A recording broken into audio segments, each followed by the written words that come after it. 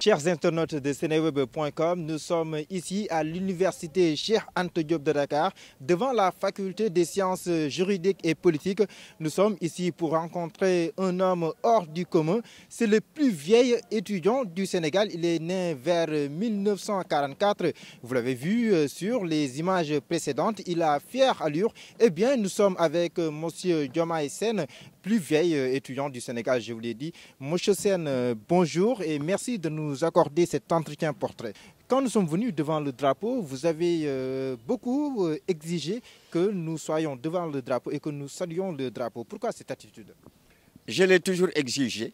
Une fois j'étais de passage devant la présidence de la République, on montait le drapeau.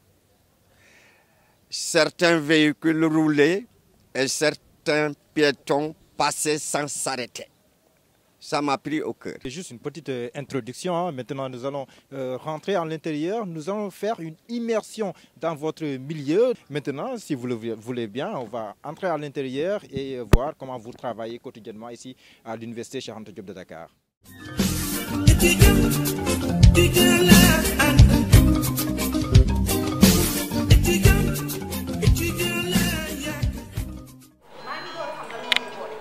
En fait, je me dis que par rapport à moi et M. Diomaye Sène, c'est un frère d'armes. Moi, je ne le regarde pas comme un grand-père, mais je le regarde comme un frère d'armes. Parce que tout le monde sait que l'université, c'est un bango civil. Mais il est tout le temps avec nous. On traverse tout le calvaire universitaire avec lui. Qu'est-ce qui motive cette émotion-là que nous sentons quand vous parlez? C'est parce qu'à travers lui, j'apprends une très grande leçon de vie. Parce que quand vous regardez dans le Coran, Dieu a dit, allez chercher la connaissance jusqu'en Chine. Et moi, par rapport à lui, j'ai cette lecture. Nous sommes toujours à l'Institut des droits de l'homme et de la paix de l'université Cheikh Anta Diop de Dakar. Sur ce même registre des témoignages sur notre invité d'aujourd'hui, M. Diomaye Sène, je vous le rappelle, c'est le doyen de l'université Cheikh Anta Diop de Dakar, le plus vieil étudiant du Sénégal. Et nous sommes avec M. Cheikh Mbacké Diop. M. Cheikh Mbacké Diop, vous êtes un camarade de promotion de M. Sène. Je vais vous poser à peu près la même question. Que pouvez-vous nous dire à propos de M. Diomaye Sène? Moi, je me disais, qu'est-ce qu'il peut gagner encore? Bien sûr, nous sommes dans le cadre d'une formation professionnelle. Il n'y a que des professionnels qui viennent ici renforcer leurs capacités ou bien trouver encore des diplômes pour avancer dans leur cursus. Mais lui, on peut dire qu'il ne cherche pas à gagner davantage que du savoir. Voilà. En termes d'anecdotes, comme vous le côtoyez beaucoup, il a sans doute fait ou dit des choses qui vous ont marqué. Est-ce que vous pouvez nous en citer quelques-uns? Effectivement, jusqu'à présent, il continue à servir le Sénégal. Il a d'abord été en France. Il a été mécanicien d'avion propulseur. Il a été gardien de la paix à l'ONU avant de venir au Sénégal pour travailler au niveau, par exemple, des impôts et domaines, surtout dans le domaine domanial et de la fiscalité. Ensuite, il a continué à servir le Sénégal, il a continué à apprendre et il a créé le parti, effectivement, pour servir le Sénégal. Le parti s'appelle Parti du dialogue fraternel pour la paix. Est-ce qu'au pays d'Idriss Déby, il y a un étudiant qui a à peu près son âge? Mais à mon avis, je n'ai aucune information là-dessus.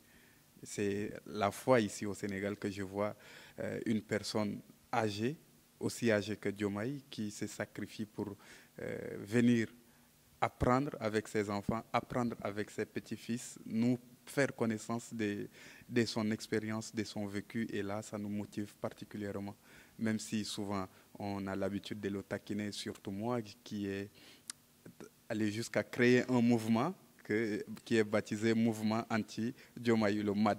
Voilà, le MAD, donc c'est un mouvement qui permet de recadrer Diomaye lorsqu'on fait des cours. L'aventure se poursuit avec M. Diomaye Sène. Je vous le rappelle, c'est le plus vieil étudiant du Sénégal, je peux le dire. Il est né vers les années 1940, l'année 1944. Donc, c'est plusieurs années qui sont passées, mais il est toujours là. Il a fière allure et on va discuter avec lui de ses convictions? D'où est-ce qu'il puise toute cette énergie pour venir toujours apprendre à son âge? Ça n'est pas évident, c'est la première fois que nous voyons cela au Sénégal et ça mérite bien d'être vulgarisé et c'est ce que fait votre site d'information préféré, seneweb.com. Monsieur Sène, après avoir écouté les différents témoignages, qu'est-ce que vous ressentez présentement? Après avoir écouté les témoignages sénégalais et étrangers, je suis ravi. Voilà, les témoignages sont majoritairement positifs, mais de notre côté, est-ce qu'il n'y a pas des gens qui se moquent un peu de vous? Non, jamais. J'ai toujours apprécié d'être critiqué d'ailleurs. Parce qu'un homme qui n'aime pas être critiqué ne peut pas être mon ami. Vous êtes né vers 1944 et racontez-nous la suite. Et anecdote, 1949, l'autorité coloniale a ouvert une école dans mon village de Toukar. On avait affecté des enseignants, mais il n'y avait pas d'effectifs. Le chef de canton, un de mes parents, est délégué de faire porte à porte dans les maisons pour inscrire. Dans chaque maison, il inscrit 2 ou 3. Même si c'est âgé, il est âgé, on l'inscrit quand même. Donc on a dû réduire votre âge. Bien sûr, c'est comme ça que j'ai accédé à l'école. Je suis né d'une famille qui n'était pas instruite, une famille rurale d'ailleurs. Mon père s'appelait Kainak, Kainak veut dire berger en sérère, Fakan veut dire traiter le lait, ma maman. Fakan et Kainak. Mais les deux étaient des Lamanou. Lamanou veut dire le gérant de la terre depuis que la terre existe. Dans le ciné, je dis. Je suis allé à l'école, à l'entrée en 6e, j'étais en tête de liste. Sur le papier, vous avez eu le CFE à quel âge? 1967, 1968, tête de liste avec une bourse entière d'internat. On m'a envoyé à Saint-Louis du Sénégal où l'étude était l'honneur. Quand on étudiait à Saint-Louis, on était considéré comme un demi-dieu. C'était là-bas où j'ai évolué dans l'enseignement technique. Physique, chimie, les ateliers, ce qui n'était pas connu de tous. Bon, dès là, le baccalauréat n'était pas encore autorisé pour ceux qui suivaient l'enseignement technique.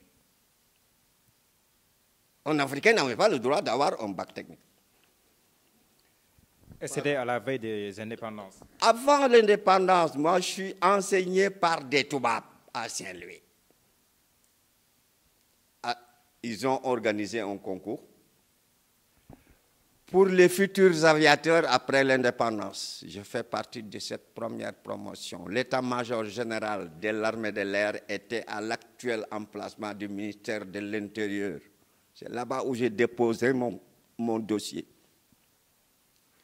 Passé mon examen à la base 160 de Wakam. Admis, je suis allé en France. En quelle année? En 1961. Après votre formation professionnelle et après avoir réussi avec brio le concours. Attends, bien sûr, bien sûr. On n'était pas très nombreux, mais on avait la capacité. Vous étiez combien? On était 2 à concourir. Il y avait un monsieur qui s'appelait Omar Gueye, qui avait déjà fréquenté l'école de Toukoto. Et moi. On était 2 à être sélectionnés et je suis allé à l'école d'enseignement technique de l'armée de l'air, escale à Bordeaux, et je suis allé étudier l'avion. C'était pas facile. Mais avant tout ça, j'avais fait l'aéromodélisme. Vous ne savez pas ce que c'est? Le vol à voile. Tout ça, j'en ai fait. Ça me rappelle le vol de nuit de Saint-Exupéry. Et Saint-Exupéry, je l'ai lu, il m'a lu. J'ai fait du ski sur neige et j'étais moniteur. C'était bizarre pour un noir sénégalais. Dans tout ça, je suis sorti avec un diplôme de mécanicien propulseur d'avion. UTNA ici. Donc vous avez en quelque sorte impressionné les Toubabs. Bien sûr, en classe, j'avais une note de 14 quand le Toubab avait 9 ou 8 ou 7. Ils s'approchaient de moi pour me dire, mais tiens, comment tu as fait pour... Je leur disais, c'est que vous êtes nuls. Mais vous avez été en France, vous avez réussi votre formation, vous aviez de très bonnes notes, vous êtes sorti mécanicien d'avion. Vous avez exercé là-bas ou bien vous êtes revenu automatiquement? Après la formation, je suis revenu ici au Sénégal. Ils m'ont demandé de me naturaliser, je n'ai pas voulu. Je devais marier une blonde, mais je ne l'ai pas fait. Je suis revenu ici à la base à Wakam Air, qu'on appelle le groupement aérien sénégalais. J'ai servi là-bas. C'était en quelle année? Ah, c'était vers les années 60, 61, 64, 65. Et vous avez servi là-bas en tant que? En tant que mécanicien propulseur d'avion. Ma famille n'aimait pas que je travaille dans l'avion. Ma maman pleurait. Et c'est ce qui vous a ouvert un peu la voie pour accéder à l'armée sénégalaise? Bien sûr, ma maman ne voulait pas que je survole le village de Toukar. Elle pleurait pour dire « Avion, amène-moi mon fils ». C'était pour rassurer votre maman que vous avez démissionné de votre poste de mécanicien d'avion. Comme Touré l'avait fait, Chamori Touré l'avait fait. Le malinqué qui préférait sauver sa maman que d'aller en prison. Moi, qui avait déraciné le baobab. Bien sûr. Pendant 1 mois, 2 mois à côté d'elle, elle me dit, va maintenant partout où tu iras, tu trouveras la paix. Et j'ai suivi ce que la maman avait dit. C'est là où je suis devenu fonctionnaire. Vous avez intégré comment la fonction publique? Par emploi réservé. Un concours par emploi réservé. La France, d'accord. Le Sénégal, d'accord. Organise un concours. L'Office des anciens combattants m'a fait subir les tests à la gendarmerie de Ouakam. J'étais sélectionné et j'étais admis. Placé dans un poste spécial pour gestionner les entrées et les sorties des impôts. La redevance domaniale, je sais ce que c'est. Jamais redoublé, jamais raté un examen. Un crack comme vous, vous n'avez jamais fait une classe 2 fois. Aujourd'hui, à votre âge, vous êtes en Master 2. Comment expliquer cela? Quand j'ai contrôlé mes documents, j'ai fait le cursus professionnel. Baccalauréat n'existait pas, je ne pouvais pas passer. J'ai dit, Barke Yalla Dena am son baccalauréat. Ça s'est discuté et c'est fait. Je l'ai eu en 2012. Voilà. Parlons de votre vie. Qu'est-ce qui vous a le plus marqué? Ce qui m'a marqué, c'est l'esprit noir, l'esprit africain, l'esprit sénégalais. Ils sont tous, la plupart du temps, complexés devant l'Européen. C'est ce qui m'a marqué et je refuse ça. Comment est-ce que vos enfants? Mes enfants, je les ai éduqués. Ils sont nombre de combien? Oui, Marina. Je suis polygame. 4 femmes.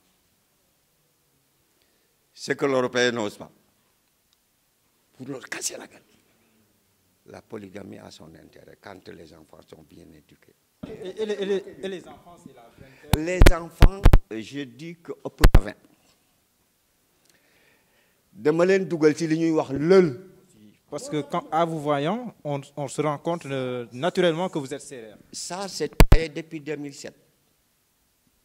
J'en ai 2. Yu mel nii bi tilimee ma sol beneen.